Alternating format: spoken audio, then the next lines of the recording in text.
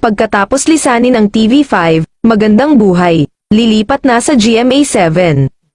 Usap-usapan ngayon ng kamuning ang napipintong paglipat ng Magandang Buhay mula TV5 patungong Kapuso Network.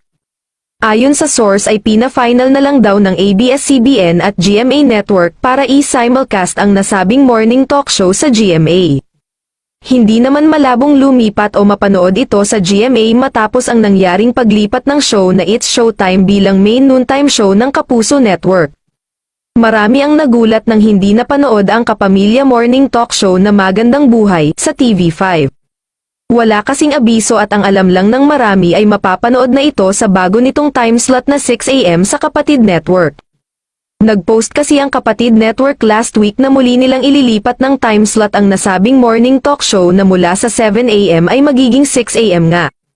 Imbes nga na Magandang Buhay, ang mapanood ng kapatid viewers sa 6 AM time slot ay ang radio show na Ted Filon at DJ Chacha sa Radyo 5 ang sumalang doon. Ang morning talk show ni Regine Velasquez Alcacid, Jolina Magdangal, at Melay Cantiveros ay unang umere sa 9 AM time slot ng TV5 noong February 6, 2023 at noong June 19, 2023 ay inilipat sila sa mas pangit na time slot na 7 AM kung saan replay na lang ang ipinalalabas nila.